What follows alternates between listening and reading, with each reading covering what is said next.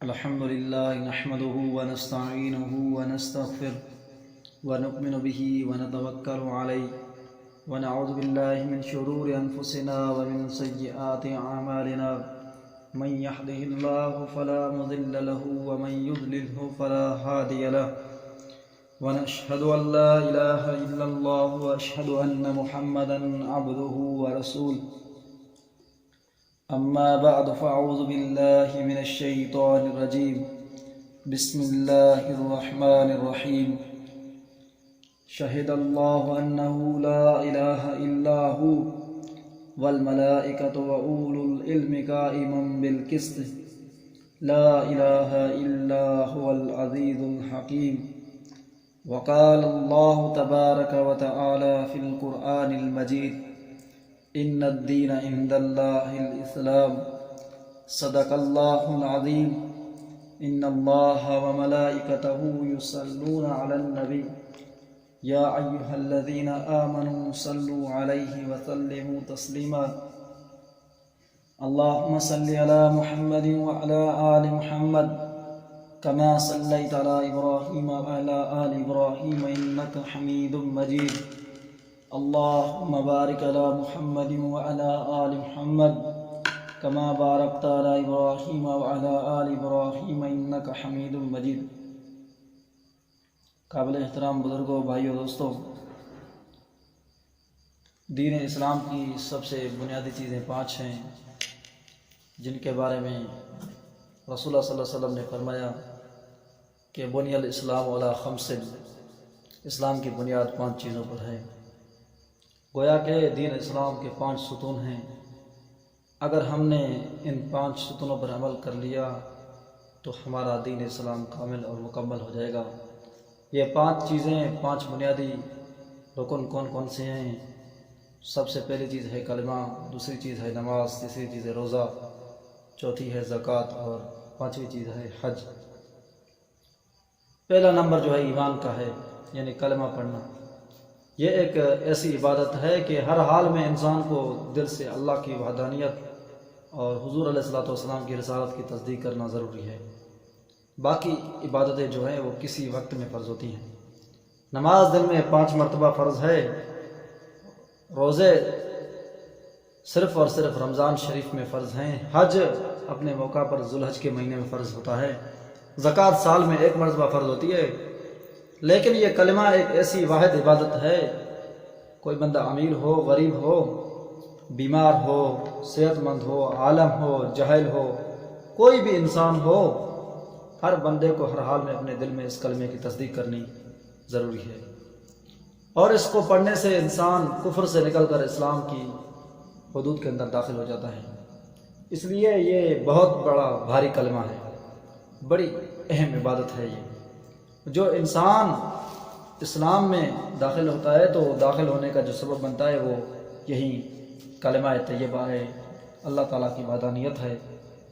اگر بندہ اس کی تصدیق کرتا ہے سچی دل سے، 1 مرتبہ صحیح معنی کے طور پر اس کلمہ کو ادا کر لیتا ہے تو وہ پکا ٹھکا مسلمان ہو جاتا ہے. یہ کلمہ اتنی بہت بڑی عبادت ہے. اس کلمے کو پڑھنے سے انسان کی پچھلی زندگی کے سارے گناہوں کی بھی بخشش ہو جاتی ہے. دیکھو بھائی کتنا بڑا فائدہ ہے. حدیث مبارک میں ہے جب کوئی بندہ کلمہ پڑھتا ہے تو ایک فرشتہ اس کا یہ عمل لے کر اللہ کے دربار عالی میں حاضر ہو جاتا ہے. تو راستے میں اس کے اوپر سے نیچے آنے والا ایک فرشتہ اور جو نیچے آ رہا ہے اس سے ملاقات ہو جاتی ہے. تو فرشتہ اوپر والے سے پوچھتا ہے کہ بتاؤ کہاں جا رہے ہو اور کہاں جانے کا ارادہ ہے؟ تو یہ فرشتہ کہتا ہے کہ زمین پر ایک بندے نے کلمہ پڑھا ہے، میں اس عمل کو اللہ رب العالمین کی دربار عالی میں پیش کرنے کے لیے جا رہا ہوں. پھر وہ فرشتہ اوپر والے آسمان والے فرشتے سے پوچھتا ہے بچا تم کہاں جا رہے ہو؟ تو وہ فرشتہ بتا دیتا ہے کہ جس بندے نے کلمہ پڑھا تھا تم اس کی کلمے پڑھنے والی نیکی کو اللہ رب العالمین کی دربار میں پیش کرنے کے لیے جا رہے ہو، میں اسی کی مغفرت کا اعلان لے کر جا رہا ہوں. دیکھو بھائی وہ بندہ آسمان تک پہنچا ہی نہیں، دربار عالی تک اس کا یہ پیغام پہنچا ہی نہیں، اللہ رب العالمین نے اس کی پہلے سے ہی بخشش فرما دی. اتنا بڑا فائدہ مند ہے یہ کلمہ. حضرت موسیٰ علیہ السلام کے بارے میں روایت آتی ہے، وہ کوہ طور پر اللہ رب العالمین کے پاس جاتے تھے اور ہم کلامی کرتے تھے۔ تو ایک مرتبہ حضرت موسیٰ علیہ السلام نے اللہ رب العالمین کے دربار عالی میں عرض کر دیا کہ مجھے کوئی ایسا خاص وظیفہ بتا دو جو میں اٹھتے بیٹھتے کرتا رہوں، جس کی وجہ سے مجھے آپ کا قرب نصیب ہو جائے اور زیادہ میں آپ کے مقبول بندوں میں سے ہو جاؤں۔ تو اللہ رب العالمین نے فرمایا کہ اے میرے کلیم اللہ، آپ ہر وقت لا الہ الا اللہ کی تسبیحات کا ورد کرتے رہیں۔ تو عرض کرتا ہے یا اللہ، یہ تو وہ کلمہ ہے جو ساری مخلوق پڑھا کرتی ہے، ہر ایمان لانے والا اس کو پڑھتا ہے، اس میں کون سی خاص بات ہے؟ میں تو کوئی خاص وظیفہ مانگ رہا ہوں۔ تو اللہ نے فرمایا کہ اگر 7 زمینوں اور 7 آسمانوں کو ایک پلڑے کے اندر رکھ دیا جائے، دوسرے پلڑے میں یہ کلمہ ایک کاغذ کے ٹکڑے پر لکھ کے رکھ دیا جائے، تو یہ جس کاغذ میں یہ کلمہ لکھا جائے گا تو وہ پلہ بھاری ہو جائے گا۔ کتنا بڑا قیمتی ہے یہ کلمہ کہ 7 زمین اور آسمان ایک پلڑے میں ہوں اور دوسرے پلڑے کے اندر یہ کلمہ ہو، تو یہ کلمہ وزن میں ان سے بھاری ہو جائے گا۔ اتنا بڑا اس کلمہ پڑھنے کا فائدہ ہے۔ یہاں ایک بات جو عام طور پر سوال پیدا ہوتا ہے کہ اگر 7 زمینوں اور 7 آسمانوں کو یہ کلمہ کیسے بھاری بنا گیا؟ تو علماء نے اس کا بھی جواب دیا ہے کہ کلمہ اصل ہے اور 7 زمین اور 7 آسمان اس کا ظل سایہ ہے، اور ظل اپنے اصل سے ہلکا ہوا کرتا ہے، کیونکہ قیامت کے دن ایک آدمی کو پیش کیا جائے گا جس کے 99 دفتر گناہوں کے ہوں گے، اور ہر دفتر پہاڑ کی طرح بڑا ہوگا، اور وہ بندہ سمجھ رہا ہوگا کہ بس اب میرے لیے جہنم ہی ہے۔ اللہ تعالیٰ فرمائیں گے کہ میرے بندے، ہم تمہارے ساتھ ظلم نہیں کریں گے، تمہارا ایک عمل باقی ہے، وہ بھی ہم تمہارے نیکیوں کے پلڑے میں رکھ دیں گے۔ تو ایک کاغذ کی چھوٹی سی پرچی ہوگی جس کو عربی میں بطاقہ کہتے ہیں، کاغذ کی ایک اس چھوٹی سی پرچی پر کچھ لکھا ہوا ہوگا، اس کو نیکیوں کے پلڑے میں جب رکھا جائے گا تو نیکیوں والا جو پلڑا ہوگا وہ 99 دفتر جو گناہوں کے بھرے ہوئیں گے ان سے بھی زیادہ بھاری ہو جائے گا۔ دیکھو بھائی، سبحان اللہ، کتنی بڑی بات ہے۔ وہ بندہ پوچھے گا یا اللہ، یہ کیا عمل تھا جو اتنا بھاری ہو گیا؟ اس کو بتایا جائے گا کہ تو نے جو کلمہ پڑھا تھا وہ کلمے کا عمل ہم نے رکھا ہے، اس لیے کہ وہ کلمہ ایسا وزنی تھا کہ تمہارے سارے گناہوں سے بھی بھاری ہو گیا۔ یہ جو کلمہ لا الہ الا اللہ ہے، اس کے کل 12 حروف بنتے ہیں۔ آپ غور کریں، علماء نے لکھا ہے کہ یہ لا الہ الا اللہ کی جو بھی تصدیق کرے گا، اللہ تعالیٰ اس کے بدلے میں 12 مہینوں کے سب گناہ بھی معاف فرما دیں گے۔ بعض علماء نے یہ بھی لکھا کہ انسان کے جسم میں گناہ کے 12 اعضاء ہیں، 2 پاؤں، 2 ہاتھ، 2 کان اور 2 آنکھیں، یہ 8 ہو گئے، اور باقی 4 اعضاء، زبان، دل، دماغ اور شرمگاہ۔ یہ تو 12 اعضاء بن گئے۔ جو بندہ کلمے کا ورد کرتا ہے تو اس کے 12 حروف کے صدقے اللہ رب العالمین اس کے 12 اعضاء کے تمام گناہوں کو معاف فرما دیتے ہیں۔ کتنی بڑی نقطے کی بات ہے میرے عزیز دوستو۔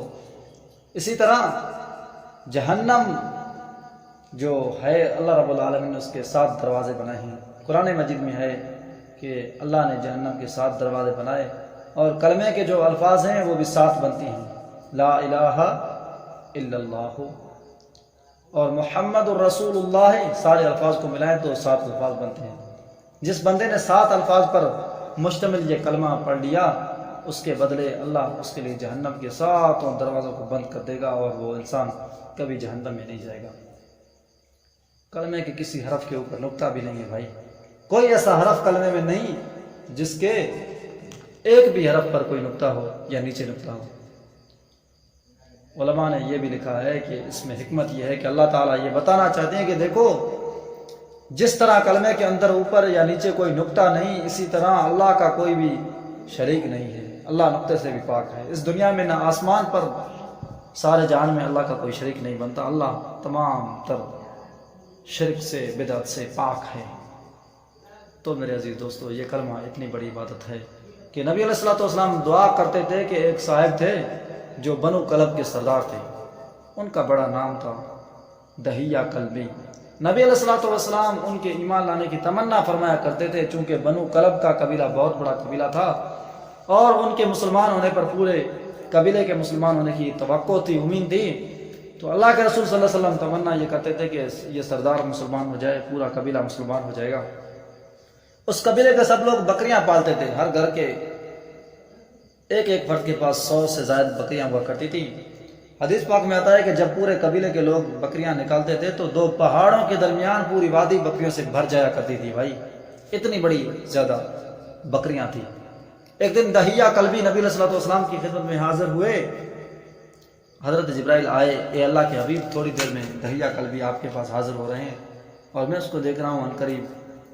تو نبی علیہ الصلوۃ والسلام خوش ہو گئے۔ اتنے میں دہیہ کلبی بھی آ گیا۔ اللہ کے حبیب اٹھے اور اپنی چادر بچھائی، فرمایا دہیہ کلبی کو کہ اس چادر پر بیٹھ جاؤ۔ نبی علیہ الصلوۃ والسلام نے فرمایا جب تمہارے پاس کسی بھی قوم کا بھائی سردار آ جائے، کوئی بڑا انسان آ جائے تو تم اس کا احترام کرو۔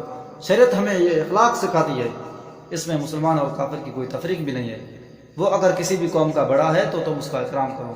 کیونکہ یہ بات اس لیے واضح کر رہا ہوں، بعض لوگ یہ اشکال کریں گے نا کہ بھائی دیکھو وہ تو کافر تھا دہیہ کلبی، انہوں نے ایمان تو نہیں لایا تھا، تو نبی علیہ الصلوۃ والسلام نے اپنی چادر ان کے لیے کیوں بچھائی؟ کیونکہ وہ بھائی ایک قبیلے کا سردار تھا۔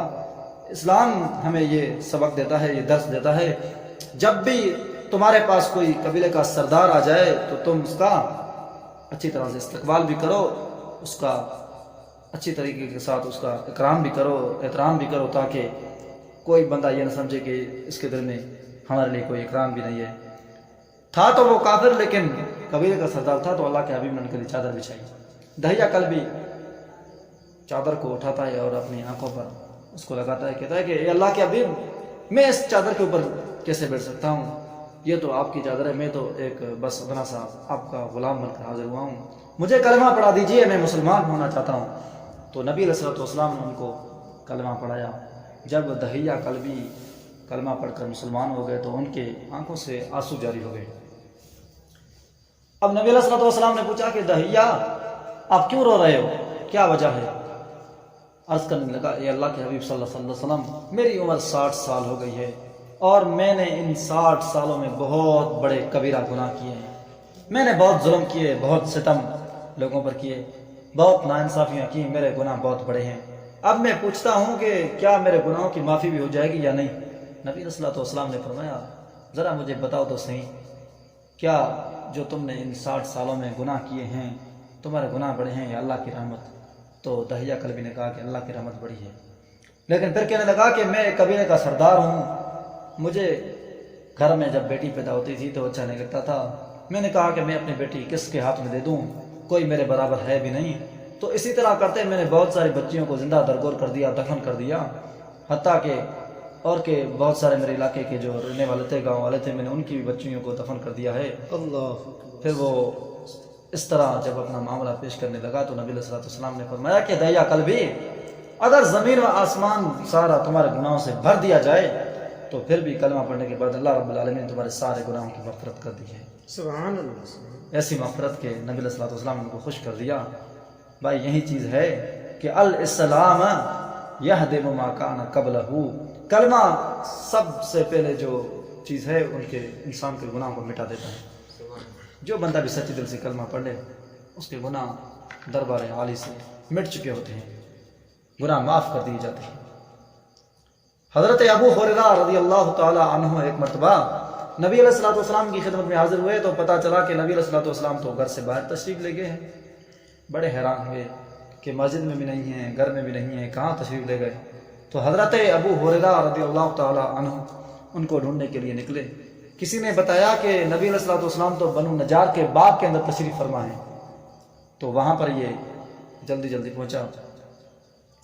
اس کے لیے دیکھا کہ دیوار میں ایک سوراخ بنا ہوا تھا، تو اس نے اس سوراخ سے سمیٹ کر اندر میں نبی علیہ السلام کو دیکھنے لگا کہ اس کی زیارت کروں۔ جب اللہ کے حبیب صلی اللہ علیہ وسلم کی خدمت میں پہنچا تو نبی علیہ السلام نے فرمایا ابو ہریرہ میرے پاس حضرت جبرائیل علیہ السلام تشریف لائے اور انہوں نے آ کر یہ بتایا جو بندہ بھی کلمہ پڑھ لے گا اللہ رب العزت اس کو اپنے ذمہ میں لے لیتا ہے اور اس کی مغفرت ہو جاتی ہے، اللہ تعالیٰ اس کو جنت عطا فرمائیں گے۔ تو حضرت ابو ہریرہ رضی اللہ تعالیٰ عنہ نے پوچھا یہ اللہ کے حبیب صلی اللہ علیہ وسلم کیا یہ بات میں لوگوں کو بھی بتا سکتا ہوں؟ فرمایا ہاں بالکل بتا سکتے ہو۔ تو فوراً حضرت ابو ہریرہ رضی اللہ تعالیٰ عنہ ادھر سے نکلے اور جا کر باہر دے کر آواز دے رہے تھے کہ جو بھی شخص کلمہ پڑھ لے گا سچی دل کے ساتھ، اللہ اس کے بدلے میں اس کو جنت عطا فرمائیں گے۔ تو ابو ہریرہ رضی اللہ تعالیٰ عنہ کہتے ہیں کہ میں نے جب یہ آوازیں لگائیں تو راستے میں حضرت امیر المؤمنین عمر رضی اللہ تعالیٰ عنہ مل گئے۔ انہوں نے مجھے تھوڑا سا سخت لہجے میں فرمایا کہ اے ابو ہریرہ یہ کیا کر رہے ہو، آواز لگائے جو بھی کلمہ پڑھ لے گا اس کو جنت ملے گی، اس کو جنت ملے گی۔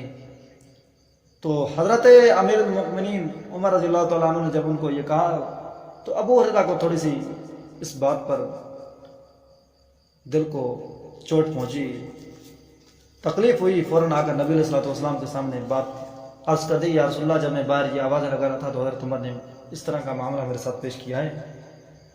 گویا کہ یہاں تو حضرت عمر نے ان کو کچھ ایسا الفاظ کہہ دیا جو ان کو بہت گرا معلوم ہوا۔ نبی علیہ الصلوۃ والسلام خدمت میں آ کر انہوں نے ساری حقیقت بتا دی۔ آپ نے فرمایا آئے نا عمر، عمر کہاں ہے؟ عمر حاضر ہوا۔ آپ نے پوچھا صلی اللہ علیہ وسلم کہ اے عمر بتا تو نے اس کو کیوں روکا؟ حضرت عمر عرض کرنے لگے یا رسول اللہ میری تو یہ رائے تھی کہ یہ جب باہر آوازیں لگا رہا تھا کہ جو بھی کلمہ پڑھ لے گا سچی دل سے اس کو جنت مل جائے گی، یہ تو بات پکی ٹکی ہے، اس سے کون انکار کرتا ہے، لیکن ایسا نہ ہو کہ کئی لوگ اسی دعوے پر پھر پکے ٹکے بن کر بیٹھ جائیں، وہ اعمال کرنے بھی چھوڑ دیں کہ بس ہمیں تو جنت ملنی ہے، ہم نے کلمہ پڑھ لیا ہے۔ ایسا نہ ہو کہ پھر لوگ نماز کے بھی قریب نہ ہوں، قرآن کی تلاوت کے بھی قریب نہ ہوں۔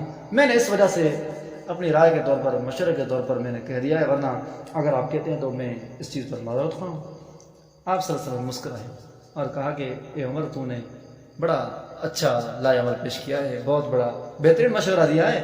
واقعی ایسا نہ ہو کہ ان منافقوں کو کوئی بہانہ مل جائے، جو پکے ٹکے صحابی ہیں، جو ایمان والے ہیں، وہ تو ایسا نہیں کر سکتے، لیکن جو منافق طبقے کے لوگ ہیں جنہوں نے نام کے طور پر اسلام کا روپ پہنا ہوا ہے، وہ تو پھر اس چیز کا پیروگنڈا بنائیں گے کہ بس ہم نے کلمہ پڑھ لیا ہے، ہمیں تو جنت مل جائے گی، پھر وہ نیک اعمال بھی چھوڑ دیں گے۔ تو اس لیے اعمال ضروری ہیں کلمہ کے ساتھ ساتھ۔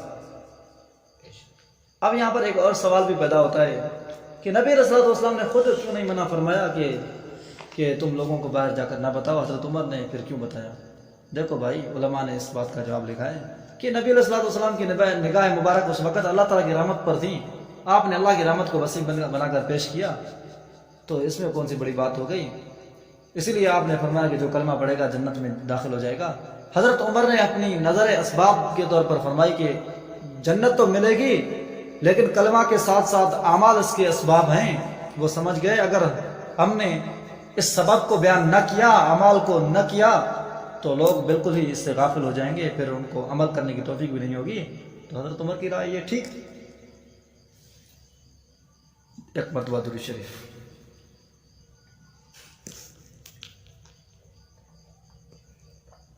اللهم صل على محمد وعلى آل محمد كما صليت على إبراهيم وعلى آل إبراهيم إنك حميد مجيد اللهم بارك على محمد وعلى آل محمد كما باركت على إبراهيم وعلى آل إبراهيم إنك حميد مجيد۔ تو میرے عزیز دوستو، ایک تیسری حدیث بھی آپ حضرات کو سنا دوں۔ نبی علیہ الصلوۃ والسلام کی خدمت میں حضرت ابو ذر غفاری رضی اللہ تعالیٰ عنہ حاضر ہوئے، تو نبی علیہ الصلوۃ والسلام اس وقت نیند سے سو کر اٹھے تھے۔ آپ صلی اللہ علیہ وسلم نے فرمایا ابو ذر میرے پاس ابھی جبرائیل آئے تھے اور انہوں نے آ کر یہ خوشخبری دی کہ جو بندہ بھی لا الہ الا اللہ محمد رسول اللہ پڑھے گا، اس چیز کی گواہی دے گا اور پھر پوری زندگی اس کے اوپر پکا ٹھکا رہے گا، حتیٰ کہ اس کو موت بھی اسی حالت میں آ جائے گی، اس کے بدلے میں اللہ تعالیٰ بندے کو جنت عطا فرمائیں گے۔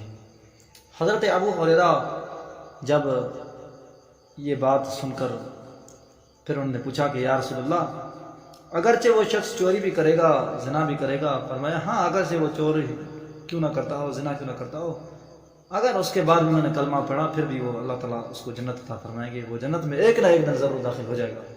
ہاں اگر کچھ وقت کے لیے اس کو گناہوں کی سزا دی جائے تو یہ ہو سکتا ہے، لیکن پھر بھی جنت میں ایک نہ ایک دن ضرور جائے گا۔ تو میرے عزیز دوستو، اسی طرح حضرت شاہ اسماعیل شہید رحمۃ اللہ علیہ اپنی کتاب کے اندر تقوی الایمان میں لکھتے ہیں ذرا توجہ سے بات سنیے گا، بڑی قیمتی بات بتا رہا ہوں۔ دنیا میں بڑے بڑے گناہ گار گزرے ہیں، فرعون، حامان، نمرود، شیطان کے بڑے بڑے سرداران کے طور پر گناہ کرنے والے تھے۔ وہ فرماتے ہیں اگر ان سب کے گناہوں کو جمع کر لیا جائے، یعنی فرض کر لیا جائے کہ کسی ایک بندے نے اتنے اکیلا گناہ کیے ہیں، مگر وہ ایک بھی مرتبہ کلمہ پڑھے گا، اگر توحید پر قائم رہا، تو اللہ تعالیٰ اس کے کلمہ پڑھنے کے بدلے میں اس کے تمام گناہوں کو معاف فرما دے گا۔ ہمارے ایک بڑے اولیاء اللہ میں سے بزرگ گزرے ہیں، حضرت مجدد الف ثانی رحمۃ اللہ علیہ۔ وہ فرماتے ہیں فقیر کو یہ محسوس ہوا ہے کہ اگر سارے عالم کو صرف ایک مرتبہ کلمہ پڑھنے کی مل جائے تو پھر ان کی بخشش ہو جائے گی۔ اس کی بخشش بھی ایسی گنجائش ہے کہ پھر کبھی اللہ رب العالمین پوری دنیا کے اندر کبھی ایک کفار کو پیدا نہیں فرمائے گا۔ اگر ایک بھی مرتبہ ساری دنیا نے کلمہ پڑھ لیا تو کفر کا نام بھی نیست و نابود ہو جائے گا۔ تو بھائی یہ کلمہ ہے ہی ایسی چیز، کاش ساری دنیا کو یہ نسبت مل جاتی تو قطرہ قطرہ سمندر بن جاتا ہے، ساری دنیا کے اندر اسلام کا غلبہ رہتا۔ دل میں سوال یہ پیدا ہوتا ہے کہ کیا کلمہ پڑھنے پر اللہ تعالیٰ کی اتنی رحمتیں ہیں کہ ایک بھی مرتبہ کلمہ پڑھنے پر ساری زندگی کے گناہوں کی معافی مل جاتی ہے؟ تو پھر اتنا بڑا بھاری کلمہ ہے، پھر کیوں نہ ہم بندے اللہ تعالیٰ کی رضامندی والی زندگی کو اپنی زندگی بنائیں۔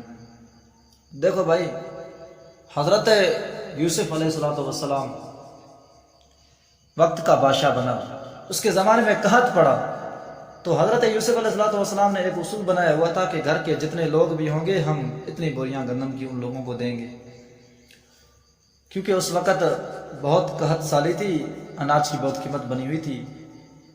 تو حضرت یوسف علیہ السلام نے اپنے خلیفے مقرر کر دیے تھے کہ اگر کوئی بندہ گھر کے افراد اتنے بتائے تو اسی کے مطابق، لمٹ کے مطابق اس کو اناج دیا جائے۔ ایک دن ایک بڑا خوبصورت نوجوان لڑکا آیا جو اٹھتا نہ تھا، کہنے لگا کہ مجھے اتنیاں بوریاں دو۔ مزدوروں نے کہا کہ ہمیں تو اس چیز کی اجازت نہیں ہے، جتنے آپ نے گھر کے افراد بتائے ہیں، مثال کے طور پر اگر آپ نے 5 افراد بچائے ہیں تو ہم نے 5 بوریاں اناج کی آپ کو دے دی ہیں، زیادہ دینے کی ہمیں اجازت نہیں ہے۔ اگر آپ زیادہ کے طلبگار بنتے ہو تو پھر یوسف علیہ السلام کے پاس چلے جاؤ، وہ تمہارا یہ کام کر سکتا ہے، ہم نہیں کر سکتے۔ وہ شخص آیا، آ کر حضرت یوسف علیہ السلام کے سامنے عرض کرنے لگا کہ مجھے اتنی بوریاں چاہیے۔ حضرت یوسف نے کہا کہ بھائی دیکھو، تم نے جو بندے بتائے ہیں ہم نے اتنا تمہارا کام کر دیا، ایسے زیادہ ہم سے نہیں ہوتا۔ اس شخص نے کہا کہ اگر تم مجھے پہچان جاؤ تو پھر تم یہ بات نہ کرتے کہ ہم نے تمہارا اناج پورا کر دیا ہے، ہماری پہچان کچھ اور ہے، اگر ہمیں پہچان جاؤ تو ہمارا کام ضرور کر دو گے۔ حضرت یوسف نے پوچھا بتاؤ تم کون ہو، تمہارا کیا تعارف ہے، کیا نام ہے تمہارا؟ اس شخص نے بتایا آج سے چند سال پہلے میں ایک چھوٹا بچہ تھا، گود میں پڑا ہوا تھا، اور اس وقت تم پر وقت کے جو عزیز مصر تھے ان کی بیوی زلیخا تھی، ان کا بہتان لگا تھا تم پر، تو جس نے تمہاری گواہی دی تھی وہ بچہ میں تھا، ابھی بڑا ہو گیا ہوں، تم مجھے نہیں پہچانتے۔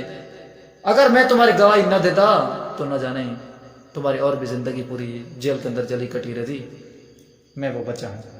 جب انہوں نے یہ بات کر دی تو حضرت یوسف علیہ السلام اپنے تخت سے کھڑے ہو کر ان کو گلے لگایا، اس کو بوسہ دیا اور کہا کہ سب کچھ ہمارا، یہ بادشاہی والا ساز و سامان، یہ گندم، یہ اناج، سب کچھ تم پر قربان، معافی کے طلبگار ہیں۔